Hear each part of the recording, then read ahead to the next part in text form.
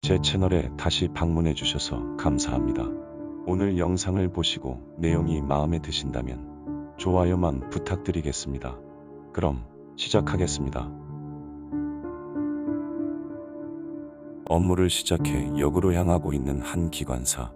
기관사는 과속과 조속을 반복하며 일반적이지 않은 이상한 운행을 이어가고 있었다. 그런데 얼마 가지 않아 다음 역으로 향하던 열차는 선로를 이탈해 한 건물로 날아간다. 서일본 여객철도. 1987년에 창립한 서일본 여객철도는 우리에게 잘 알려진 오사카가 속해 있는 간사이 지방과 후쿠오카가 속해 있는 규슈 지방 등 교토, 고베 등으로 열차를 운행하는 회사로 엄청난 수요를 자랑하는 일본의 철도 회사다. 2005년 4월 25일 월요일, 일본의 한 전철역. 이날 이곳에는 열차를 운행 중인 한 기관사가 있었다. 당시 열차의 운행을 맡았던 23세의 다카미 류지로는 JR 서일본 여객철도에서 업무를 시작한 지 얼마 되지 않아 경력이 적어 아직 열차 운전에 미숙한 상태였다.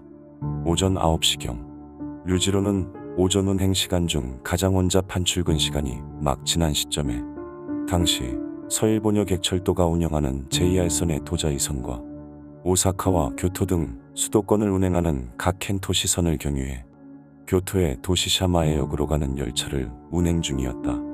오전 9시 15분경 이타미역에 도착한 류지로는 원래의 정차 위치를 70m나 지나친 지점에 열차를 세웠고 서둘러 열차를 후진시켜 승객들을 무사히 운송한다.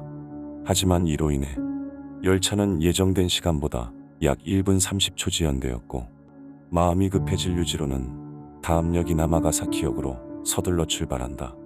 그렇게 기관사 류지로는 이제 막 사건이 벌어질 야마가사키역으로 서서히 다가서고 있었다. 9시 17분경 이때 류지로는 자신의 운전 미숙으로 열차가 지연된 것과 관련해 차장과 차내 전화로 얘기를 나누고 있었는데 그는 추후 징계를 걱정해 차장에게 지연거리를 줄여서 보고해 줄 것을 부탁하였고 이에 차장은 종합지령소와의 통화에서 70m의 오버런 거리를 8m로 줄여서 보고한다. 9시 18분경 차장이 한참 종합지령소와 통화를 하고 있던 시간에 류지로는 지연된 시간을 맞추기 위해 제한 속도를 무시한 채 굉장한 속도로 과속을 하고 있었다. 그는 시간당 제한 속도 90km 지점을 120km로 달리는 등 무언가에 쫓기는 사람처럼 위험한 운행을 한다. 9시 18분 51초경 제한 속도 70km의 곡선 구간에서 116km로 달리던 류지로는 속도가 너무 빠르다고 생각해 사고 발생 4초 전 열차에 브레이크를 걸기 시작하였는데 이미 열차는 곡선 부근에서 중심을 잃은 상태로 열차 선두 부분이 선로를 벗어나 탈선하였고 그대로 날아가 바로 옆에 있던 아파트에 부딪힌다.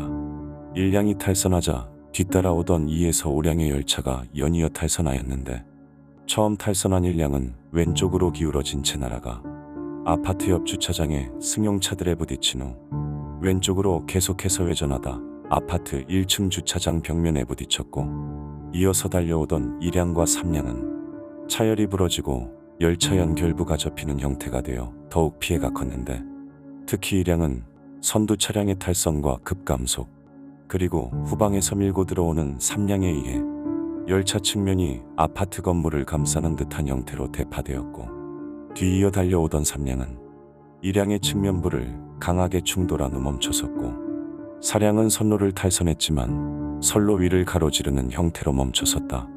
그리고 5량은 약간의 탈선이 있었지만 무사하였고 열차의 흠이었던 6량과 7량은 다행히 탈선되지 않았다.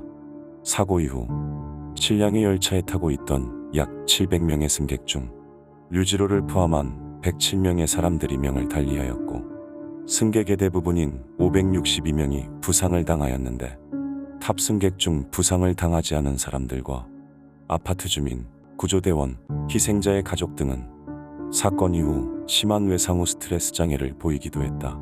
그리고 아파트의 주민들은 JR 서일본 측이 준비한 호텔로 피난하였고 이후 주민들은 모두 다른 곳으로 이전하였는데 해당 아파트는 JR 서일본 측이 매입하여 위령비를 세우기로 하였지만 사고 발생 11년이 지난 2016년이 되어서야 아파트의 상층부를 제거해 4층의 높이로 재구성하였고 2018년 위령시설로 일반인에게 공개되어 매년 4월 25일 위령식을 치르고 있다. 조사 결과 당시 일본은 열차의 안전성에 대한 신뢰도가 굉장히 높았기 때문에 열차 운행 구간과 거주지의 거리를 멀리 두지 않았고 이 때문에 피해가 더 컸다는 지적이 있었는데 사실 열차를 운행했던 기관 사료지로는 앞서 이 사건이 있기 10개월 전 정차 지점을 100m 초과하여 열차를 정지시켰다는 이유로 JR 서일본 여객철도로부터 강한 질책과 압박을 받았던 경험이 있었다. 그로 인해 사건 당일 똑같은 실수를 저질렀던 유지로가 이후 회사로부터 받게 될 추가 징계를 의뢰해 차장에게 오버런 거리를 축소해보고 해줄 것을 부탁하는가 하면 연이은 무리한 과속으로 사고를 야기시킨 것으로 추정되었다.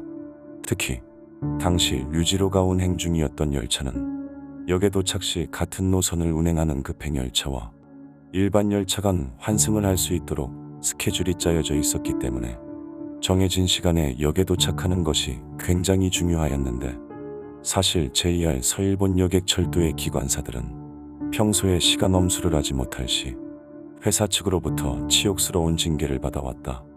이로 인해 그들은 굉장한 스트레스와 심적인 고통을 호소하고 있었는데 그도 그럴 것이 당시 주간 교육이라고 불려오던 회사 측의 징계는 금전적 처벌은 물론 잡초 제거, 잔디 깎기, 청소 등 업무와 전혀 관련이 없는 굴욕적인 징계 프로그램이었고 이 과정에서 심한 언어 폭력과 심리적 압박을 당했기 때문에 기관사들은 주간 교육을 받지 않기 위해 열차 시간을 어떻게든 지켜야 한다는 심리적인 압박을 느꼈고 이는 곧 열차 운행에 큰 지장을 주었다. 추가적으로 사고 발생 7년 후인 2012년에 아마가사키역에서 근무하던 직원이 강압적인 근무 환경을 버티다 못해 스스로 명을 달리한 사건이 발생하며 서일본 여객철도의 악랄한 업무 관습에 대해 여전히 비판의 목소리가 나오고 있다. 한편 JR 서일본의 회장이었던 타케시카 키우치는 사건 이후 회장직에서 사임하였고 사장 야마자키 마사오가 기소되었지만 2012년 1월 고베지방법원에서 최종적으로 무죄 판결을 받는다. 그리고 여러 혐의로 함께 기소되었던 역대 사장들도 모두 무죄 판결을 받았다. 사고 열차의 열차 번호였던 5418M은 영구적으로 결번 처리되었고 이후 지금까지도 더 이상 열차 번호로 사용되지 않고 있다. 영상을 끝까지 봐주셔서 감사합니다. 영상에 대한 의견이나 보고 싶은 영상이 있으시다면 댓글로 남겨주시면 감사하겠습니다. 감사합니다.